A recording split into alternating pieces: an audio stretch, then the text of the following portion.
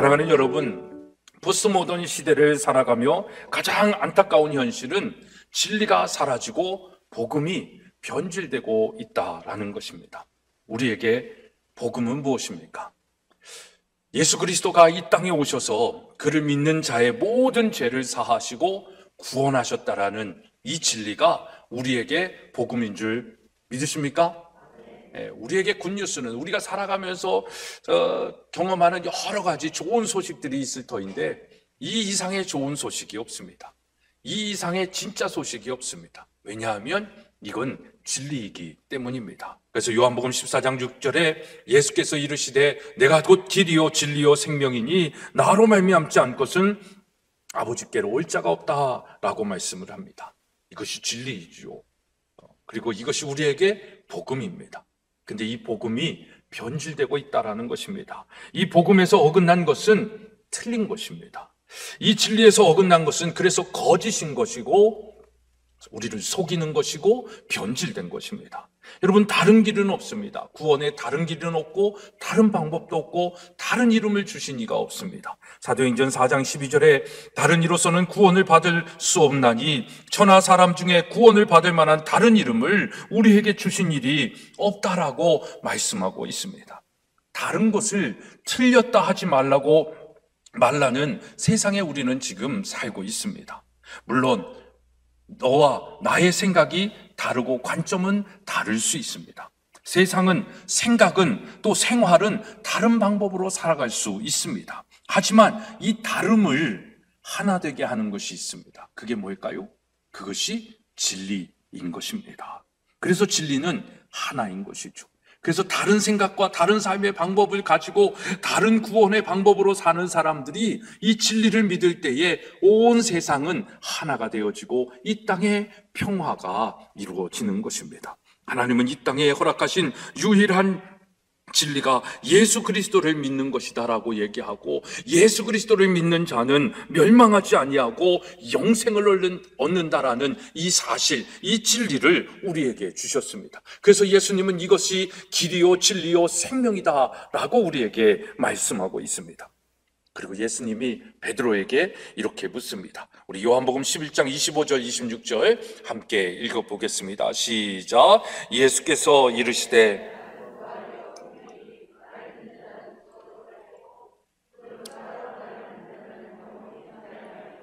이것을 너가 믿느냐라고 묻습니다. 그때 베드로가 무엇이라고 대답합니까? 27절 함께 읽습니다. 시작. 이르되 주여.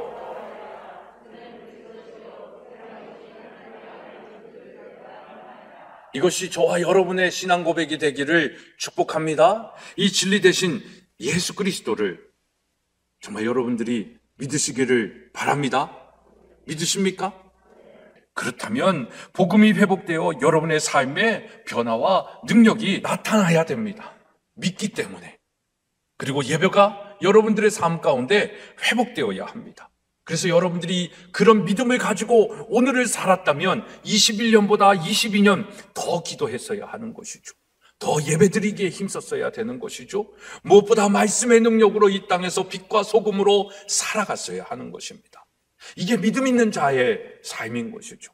근데 믿는다고 하고 우리의 예배 생활이 전보다 오늘 더 열심히 없다고 한다면, 마음과 뜻과 정성을 다하여 드리는 예배가 아니라고 한다면 이건 우리가 믿는 게 아니죠. 그냥 마지못해서 하는 대답일 수도 있습니다.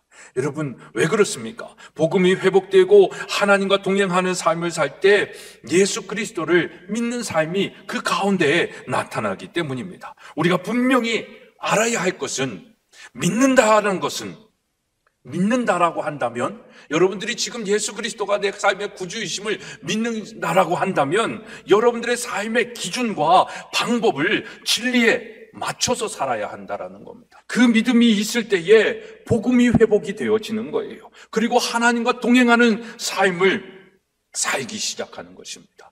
그 믿음의 역사가 있는 것이죠. 그 하나님과 동행하는 삶에 향기나는 그리스도인의 삶이 있는 것입니다. 그러니까 우리가 아직 빛으로 소금으로 살지 못하고 있다는 건 믿음의 연약함입니다. 믿음의 부족함이죠. 진짜 믿는다라고 한다면 전적으로 성경의 방법으로, 성경의 생각으로, 성경이 이끄시는 대로 순종하며 살아야 되는 거예요. 우리가 그렇게 살지 못했기 때문에 지금 이 세상이 이렇게 어지럽고 혼란하고 하나님이 없다 하는 세상이 된 것입니다. 그래서 우리만이라도 믿는다라고 한다면 이 복음이 회복이 되어야 되죠. 그리고 하나님과 동행하면서 정말 하나님의 말씀으로 사는 것이 무엇인지를 보여주는 것이죠. 그게 빛이죠. 그게 소금이죠. 그게 향기가 되는 것입니다. 여러분, 22년 어떻게 사셨습니까? 복음을 회복하며 하나님과 동행하며 살았습니까? 아니면 변질된 복음처럼 내 기준과 내 방법대로 살아가면서 믿는다 생각하고 살아갔습니까? 이 믿음의 삶을 사는 방법을 하나님은 성경을 통해서 우리에게 말씀해 주고 있습니다. 그래서 세상이 변하고 문명이 바뀌어도 영생을 얻는 진리는 변하지 않습니다. 그러니까 우리가 힘든 게 뭐예요? 변화무쌍한 이 시대를 살아가면서 변하지 않는 진리를 지키며 살아가는 것, 이게 힘들어야 되는 거예요. 이게 우리의 삶에 어떻게 보면 불편한 요소 불편한 요소 있어야 됩니다. 그러니까 다른 사람들은 다 자기의 여가를 통해서 자기 시간에 의하여 살아가고 있지만 정말 믿는다고 한다면 우리는 안식일을 어떻게 지키는 사람들이에요? 거룩히 지키는 사람들입니다. 그렇게 안식일을 거룩히 지킨 사람들이 일상의 생활 속에서 하나님을 예배하는 자의 삶을 살 수 있는 것입니다.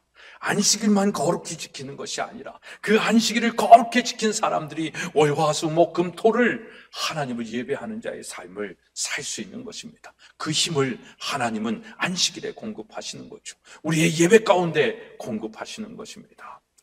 여러분, 정말 변화무쌍한 시대에, 다양한 변화 시대 속에 변하지 않는 복음을 지키며 어떻게 살아가시겠습니까?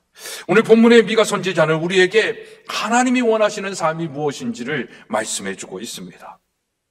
그런 차원에서 오늘 본문에 하나님께서 내게 구하시는 것이 무엇이냐라는 이 질문은 복음이 회복된 구원받은 사람들 어떻게 살 것인가 라는 관점으로 한 번 더 생각해 보고 싶은 것입니다. 베들레헴에서 탄생하실 메시아를 통하여 하나님께서 야곱의 남은 자와 택한 자를 구원하신다라고 말씀하고 있습니다. 우리 미가서 5장 7절의 말씀 함께 읽겠습니다. 시작. 야곱의 남은 자는 많은 백성 가운데 있으리니 불 위에 내리는 사람을 기다리지 아니하며 인생을 기다리지 아니할 것이다. 그러니까 야곱의 남은 자들이 있는데 이들은 세상을 쫓지 않고 세상의 방법대로 살지 않는다라는 겁니다. 세상 사람들이 일확천금을 기다리듯 그런 것들을 기다리며 살지 않는다라는 것이죠. 이들이 바로 남은 자이고 메시아로 말미암아 구원받은 세상과 다르게 사는 남은 자들이다라는 것입니다. 우리 미가서 6장 3절로 9절의 말씀 함께 읽겠습니다. 시작. 이르시기를 내 백성아 내가 무엇을 너에게 행하였으며 내가 너를 그 땅에서 인도해내어 종노릇 하는 집에서 속량하였고 모세와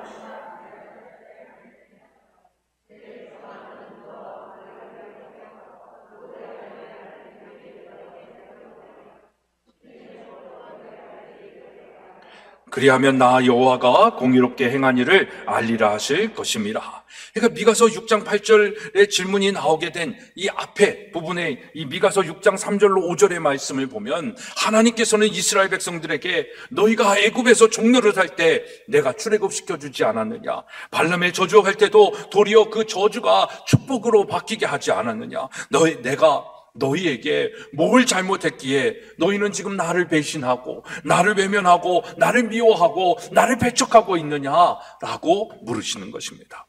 우리 이 말씀을 우리에게도 한번 적용해 봤으면 좋겠습니다. 오늘 2022년 어땠거나 힘들었거나 어려웠거나 우리가 지금 여기에 존재하고 있음은 하나님의 은혜를 받은 사람들 아닙니까?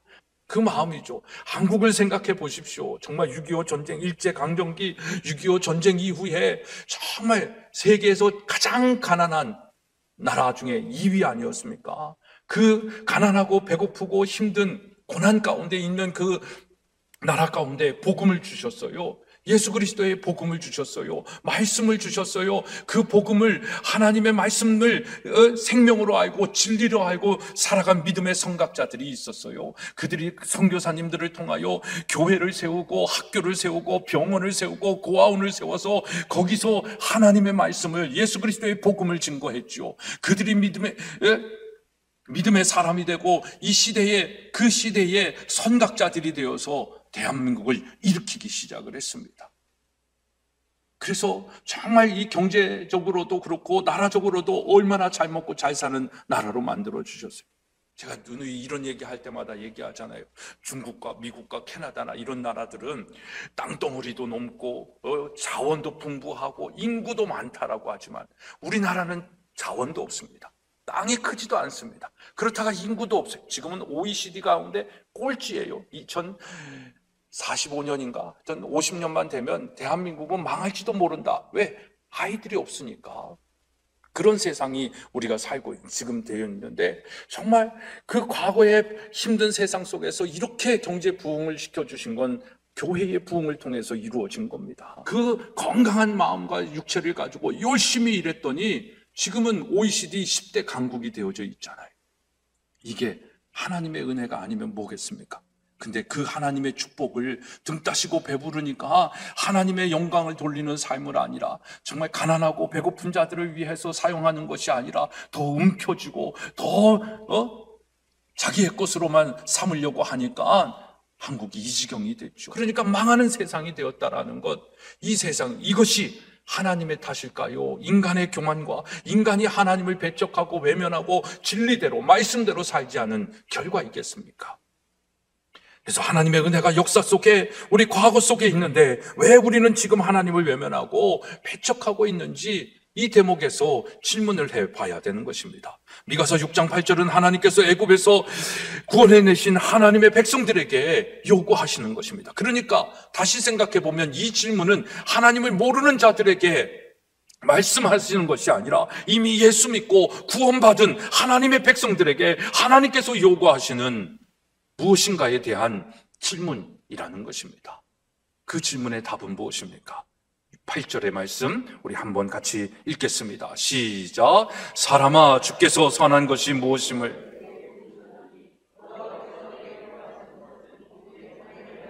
인자를 사랑하며 겸손히 내 하나님과 함께 행하는 것이 아니냐. 여러분, 그 답은 우리의 행위에서 찾는 것이 아니라 하나님께서 이미 우리에게 보여주신 선한 것을 행하는 것입니다. 하나님께서 요구하시는 것은 단순하고 분명합니다. 하나님께서 우리에게 요구하시는 것은 오직 정의를 행하며 인자를 사랑하며 겸손히 하나님과 함께 행하라라는 것입니다. 첫째로 뭡니까? 하나님은 구원받은 성도들에게 사회적인 요구로 이 세상을 살아가는 삶에 있어서 정의를 행하라라고 말씀을 합니다. 정의란 뭘까요? 복음으로 하나님의 기준으로 진실을 밝히는 것을 성경은 정의다라고 얘기합니다. 그래서 옳은 것과 그른 것을, 선한 것과 악한 것을 분별하는 것, 이걸 정의인 것이죠. 이걸 하나님의 기준으로 생각하는 겁니다. 지금은 그 진리가 없고 진리가 없다라는 것도 말하지 말라는 시대에 살고 있는 거예요. 그만큼 인간은 자기 마음대로, 자기 멋대로 살겠다라고 얘기하는 거예요. 그러니까 이 세상이 이렇게 삼류 인생들이 되어지는 거고 지저분한 세상이 되고 우리가 생각하지 못할 정말 그런 악을 행하는 자들이 너무너무나도 많아지는 것입니다. 여러분, 정의란 복음으로 하나님의 기준으로 이 땅의 진리를 밝히는 것을 이야기하는 것입니다. 그러나 우리는 때때로 그 거짓된 것을 하나님의 은혜라는 명목으로 악을 악이라고 지적하기 전에 용서하자라고 얘기할 때가 너무나도 많이 있습니다. 심지어 때로는 내게 있는 악을 하나님께 아뢰기도 전에 하나님의 은총을 기대하는 것이죠. 그래서 여전히 악의 자리에 있으면서도 하나님의 의를 행하려고 하는 것입니다. 하나님의 방법이 아닌 것을 내 방법인 것을 하나님의 방법이라고 얘기하면서 교만하게 사는 우리의 무지함과 우리의 오만과 우리의 교만이 있는 것입니다. 그래서 우리는 신앙을 가지고 있으면서도 뻔뻔스러울 때가 있지요. 그것은 내 악과 내 불의에 대하여 철저히 회개하지 않는 우리의 모습이 있기 때문인 것입니다. 은혜로 모든 것을 무마하자고 이야기하는 것이죠. 그렇다고 정의로 모든 것을 난도질하는 것, 이건 더더욱 아니다라는 것입니다. 하나님의 정의는 오히려 하나님 앞에 내 모습 내 그대로 나아가 나보다 연약한 것들을 사랑하고 감사하는 것을 말하는 것입니다. 그러나 거기에는 죄와 죄가 아닌 것이 분명히 분별되어야 된다라는 것입니다. 이 말은요, 하나님의 기준에서 아닌 것은 아니어야 된다라는 거예요. 이걸 무슨 어쩌고 저쩌고 하고 인권이네, 평등이네, 자유네, 이걸 얘기하면서 진리가 아닌 것을 진리인 것으로 타협하기 시작하면 그것이 변질되어지는 것입니다. 그래서 우리는 진리 앞에 더 분명하게 살기 위하여 애쓰고 수고하는 사람들이죠. 그게 청교도들입니다. 그게 위그노의 인생이죠. 여러분, 하나님이 주신 사랑의 축복을 가지고 함께 나누면서 사는 게 정의죠. 그러할 때 이 땅에 하나님의 정의와 하나님의 나라가 세워지는 것입니다. 그래서 하나님을 아는 것, 진리이신 예수 그리스도를 아는 것, 이것이 중요합니다. 왜? 진리를 알면 이 땅에 정의가 보이기 때문이죠. 그 진리가 무엇인지를 보이는 거예요. 그런데 예수 그리스도를 알지 못하면 진리를 알 수가 없습니다. 진리를 알지 못하면 무엇이 정의인지를 구별하기가 쉽지 않다라는 것이죠. 그래서 복음이 회복되어져야 되는 것입니다. 그러므로 하나님께서는 예수를 믿고 구원받은 우리가 단순히 불의를 행하지 않는 것에 만족하는 것이 아니라 적극적으로 세상에 살면서 이 정의를 행하며 살기를 원하는 것입니다. 미가는 정의로운 일로 먼저 권력자들에게 하나님의 심판을 선언하지 않습니까? 왕실의 권력자들은 우상을 섬기면서 거짓 예배를 드리고 그것으로 만족했어요. 오늘 우리도 그런 모습을 갖고 있는지 몰라요. 그냥 주일 한번 예배 드렸다라는 것으로 만족하면서 세상 속에서는 하나님과 전혀 상관없는 삶을 살고 있다면, 또한 법을 다스리고 있는 재판관들은 뇌물을 받고 힘없는 자들에게 억울한 재판을 행했습니다. 부자들과 권력자들은 가난하고 힘없는 자들의 재산을 더 빼앗는 것이죠. 오늘날도 그랬잖아요. 부익부, 빈익빈의 세상이 되어 있지 않습니까? 돈이 돈을 만드는 세상이 되고 가난은 가난의 대물림을 통하여 더 힘들게 살 수밖에 없는 지금의 세상이 된 것이죠. 복음이 회복되어지면 이 부분이 회복이 되어지는 겁니다. 복음이 없기 때문에 진리로 하나님의 말씀으로 경제가 이 세상이 경영되어지고 있지 않기 때문에 세상은 좋은 것들을 추구한다고 하지만 결국 피폐된 인생이 될 수밖에 없는 것입니다. 그러니까 더 이기적이 되겠죠. 더 자기중심적인 삶을 살아갈 수밖에 없는 것입니다. 미가는 이러한 정의를 상실한 시대를 향하여 동렬하게 지적하면서 정의를 행하는 것이 하나님이 원하시는 삶이다라고 우리에게 얘기하고 있습니다. 미가는 이러한 시대상을 보며 왜 정의를 상실했다라고 이야기하고 있습니까? 정의는 무엇입니까? 다시 얘기하지만 정의는, 성경에서 말하는 정의는 정의로우신 하나님을 바르게 예배하지 않는 것, 그것이 곧 부정이다라고 얘기를 하는 것입니다. 그리고 거짓 우상을 섬기는 것은 정의와 공의를 무너뜨리는 행위라고 이야기하는 것입니다. 예배가 신령과 진정으로 드려지는 것이 아니라 형식이 되고 자기 자신의 만족을 위한 것이 될 때 이 땅의 정의는 무너지는 것이다 라고 얘기하는 거예요. 예배와 정의가 무슨 상관이 간데 예배 안 드린다라고 정의가 무너진다라고 얘기를 할까? 여러분, 예배 가운데 여러분들 하나님의 영이 임하시고 진리를 알게 되어지는 것이잖아요. 그 하나님의 진리를 가지고 이 세상을 분별하면서 사는 거예요. 근데 예배를 드리지 않아요. 하나님의 임재 가운데 하나님의 말씀을 듣고 싶은 것만 듣고 들어야 할 말씀을 듣지 않습니다. 그리고 이제는 그 들려지는 말씀을 아멘으로 받는 것이 아니라 선별해서 아멘하는 거죠. 내가 맞으면 아멘이고 내게 틀리면 노멘이 돼버리는 겁니다. 그러니까 예배의 능력이 안 나타나는 거예요. 그러니까 정의의 기준이 누가 되는 거예요? 하나님이 아니라 내가 되는 것이죠. 선악과를 따먹고 하나님처럼 되려고 했던 그 죄악이 여전히 우리 가운데 있는 거예요. 오늘날 우리는 여전히 선악과를 따먹고 있다는 것입니다. 그래서 내가 하나님이 돼서 하나님의 진리의 말씀 속에 내가 선별적으로 선택해 나가는 것이죠. 이게 부정인 것입니다. 근데 이것을 회복시키는 것이 예배죠. 그래서 예배는 생명이에요. 예배는 나를 살리는 거예요.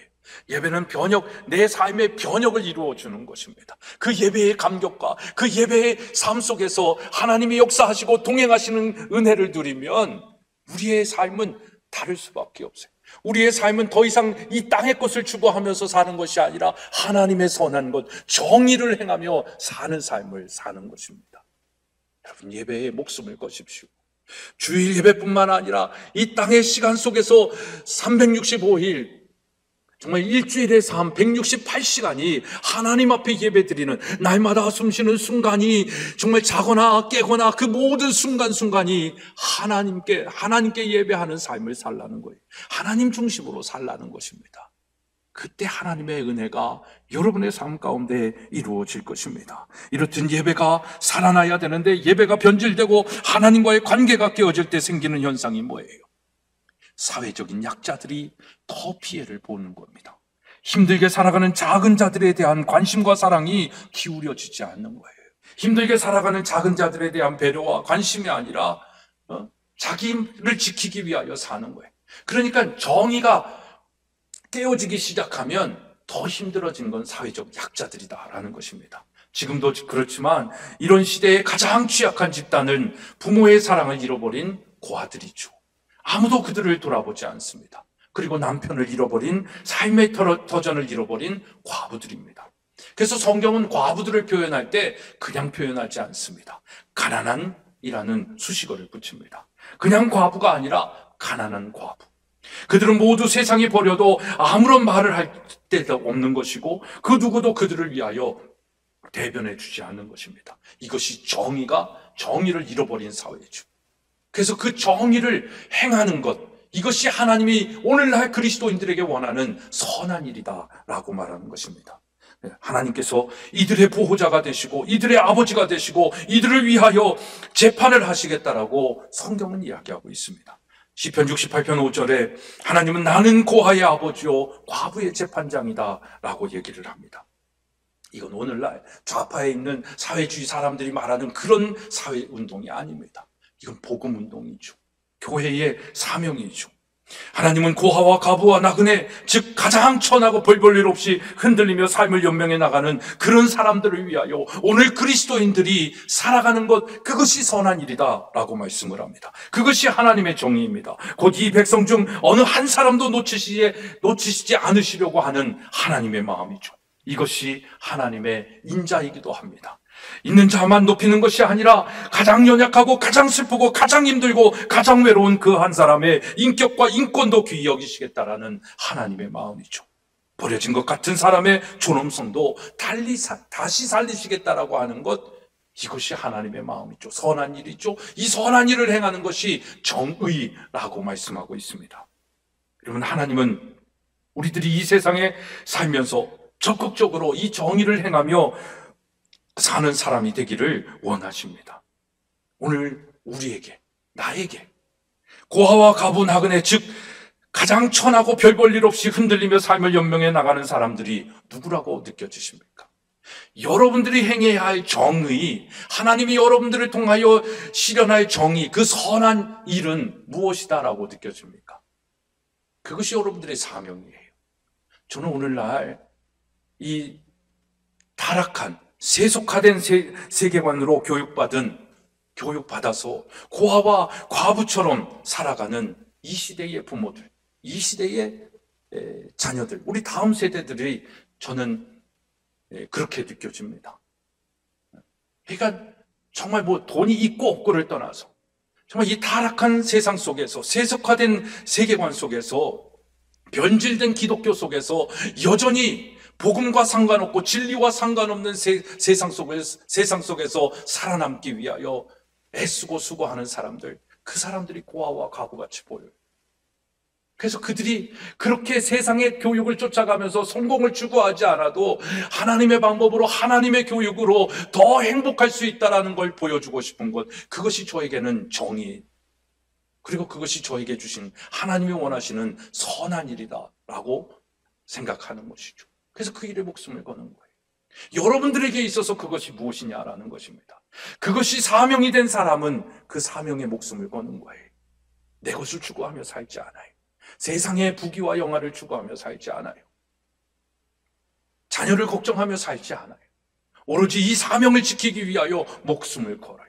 사명이 있는 한 하나님이 죽게도 내버려 두지 않으세요. 그건 뭐예요? 하나님이 책임져 주신다라는 것이죠. 그 하나님께서 주신 그 고아와 과부, 이 땅에 가장 아파하는 사람들을 위하여 정의를 실현하기 위하여 선한 일을 행하는 저에게 하나님이 함께 하시는 것이죠. 그 사람들을 붙여주시는 것이죠. 부귀영화를 원하지 않지만 하나님께서 먹고 살 것 걱정하지 않게 해주시는 것이죠. 자녀를 위하여 내가 뭘 하는 건 없는 것 같지만 하나님이 이미 이 일을 통하여 그들의 삶을 책임져 주시는 거죠. 저도 그들을 위하여 기도하죠. 걱정하기는 하죠. 그러나 하나님께서 주신 이 사명보다 결코 앞서지 않습니다. 그럴 때 하나님이 더 자녀들을 보게 주시는 거예요. 형통하게 하시는 거예요. 마르지 아니하게 하시는 거예요. 사망의 음침한 골짜기를 갈지라도 해를 두려워하지 않게 하시는 거예요.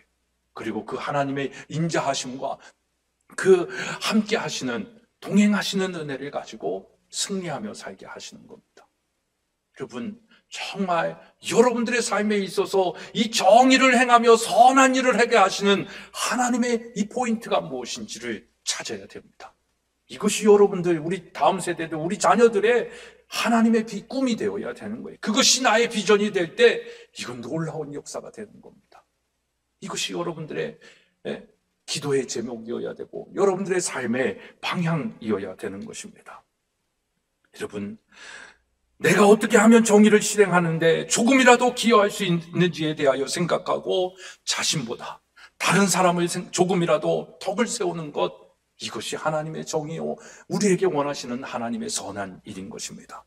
둘째로, 하나님께서 구원받은 성도들에게 요구하시는 인격적인 요구가 있는데, 아까는 정의는 사회적인 요구였고 인격적인 요구가 있는데, 그것이 인자를 사랑하라라는 것입니다. 인자라는 것은 사람을 이야기하는 것이 아니다라고 계속 말씀드리잖아요. 구약에서 나오는 이 인자는 히브리어로 헤세드라고 얘기를 합니다.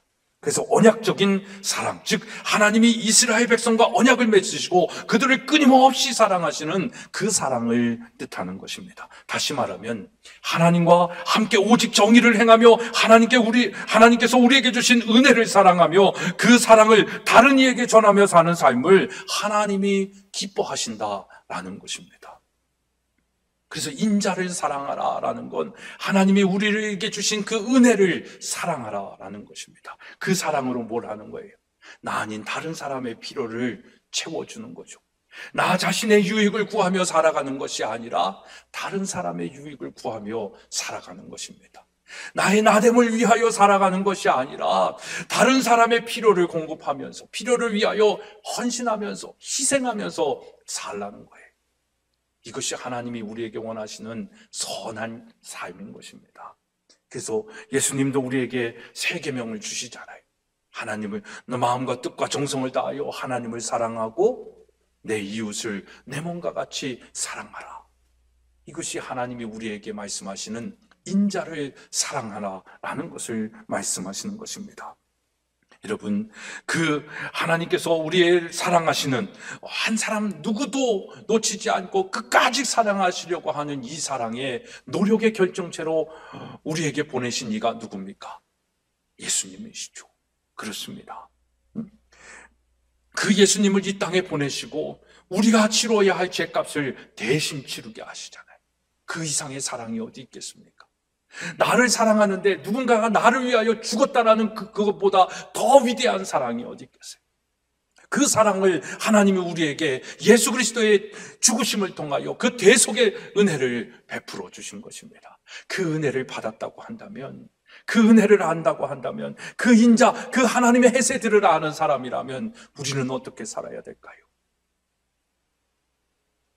내 이웃을 내 몸과 같이 사랑해야 된다. 내 이웃을 사랑하라고 말씀하시는 게 아니라 어떻게? 내 몸과 같이 사랑. 내 몸이 어떤 존재예요? 하나님의 그 사랑을 받은 몸이거든. 독생자 아들을 주시기까지 사랑한 몸이거든요. 그 은혜를 알면 그 은혜를 가지고 와 좋다, 은혜 받았어, 나 땡 잡았어, 죄를 지었는데 예수 믿으니까 지옥에 가지 않고 천국에 간대, 와 할렐루야, 거기에서 머물면서 살라는 것이 아니죠. 그 할렐루야의 삶을 가지고 다른 사람들을 사랑하며 살라는 거예요. 내가 예수 그리스도의 죽으심으로 그 은혜를 받았듯이 나도 누군가에게 예수의 삶을 살라는 것이죠. 그게 인자를 사랑하는 자의 삶인 것입니다. 셋째로, 하나님께서 구원받은 성도들에게 요구하시는 영적인 요구가 있습니다. 그것은 겸손히 하나님과 동행하라는 것입니다. 하나님은 누구십니까? 하나님은 창조자이시고 구원자이십니다.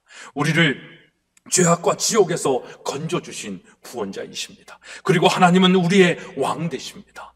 우리는 왕의 통치를 받는 왕의 자녀들이어야 되고, 왕의 백성들이어야 되고, 왕의 신하들이어야 됩니다.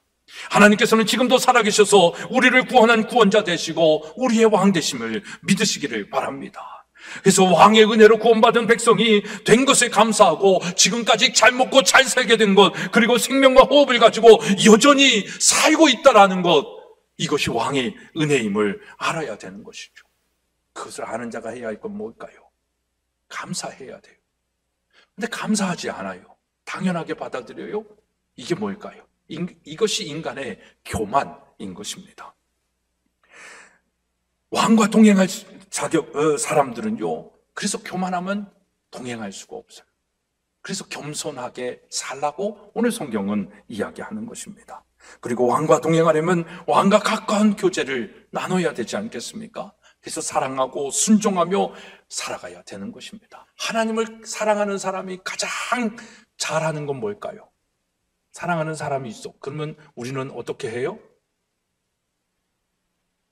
사랑하는 사람의 말을 잘 들어주잖아요. 여러분, 하나님의 말씀을 잘 들어주고 계십니까? 하나님의 말씀을 순종하며 지키며 살고 있냐라는 것이죠. 그렇게 하나님의 말씀에 사랑하고 순종하는 사람에게 하나님이 동행하시죠. 창세기 5장 24절에 에녹이 하나님과 동행하더니 하나님이 그를 데려가심으로 세상에 있지 아니하더라. 창세기 6장 9절에 노아의 사적은 이너가 아니라 노아는 의인이요 당세의 완전한 자라. 그가 하나님과 동행하였다. 말라기서 2장 6절에 그 입에 진리의 법이 있었고 그 입술에 불의함이 없었으며 그가 화평과 정직한 중에서 나와 동행하며 많은 사람을 돌이켜 죄악에서 떠나게 하였느니라. 우리 말라기서 2장 6절의 말씀만 한번 같이 읽어보겠습니다. 시작. 그의 입에는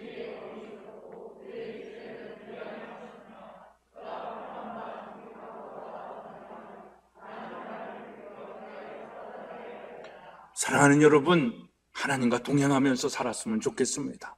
제가 여기서 저는 잘해서 이렇게 얘기하겠습니까? 저 자신에게 얘기하는 게 더 많은지도 모르겠습니다. 하지만 정말 하나님과 동행하는 삶을 살고 싶어하는 마음만큼은 진짜 누구에게도 지고 싶지 않습니다. 그 마음이에요. 여러분, 그런 삶을 살기 위하여 복음이 회복되며 하나님과 동행하는 삶을 살기를 소망하며 축복합니다. 그래야 하나님의 은혜 안에 살 수 있어요. 여러분, 하나님이 오늘 우리에게 원하시는 것, 그건 뭘까요? 다시 한번 말씀드립니다. 사람아, 주께서 선한 것이 무엇임을 너에게 보이셨나니 하나님께서 너희에게 구하시는 것은 오직 정의를 행하며 인자를 사랑하며 겸손하게 너의 하나님과 함께 행하는 것이 아니냐. 사랑하는 여러분, 어지러운 세상, 진리와 정의가 상실된 세상에서 우리는 어떻게 살아야 하겠습니까? 복음이 회복되며 하나님과 동행할 수 있는 자의 삶을 사시기를 주님의 이름으로 부탁을 드립니다. 그래야 여호와를 경외하는 자의 삶을 살 수 있고 그 여호와를 경외하는 자에게 주시는 복을 누릴 수 있는 것입니다. 이 삶이 2023년에 저와 여러분의 삶에 연결되어지기를 주님의 이름으로 축복합니다.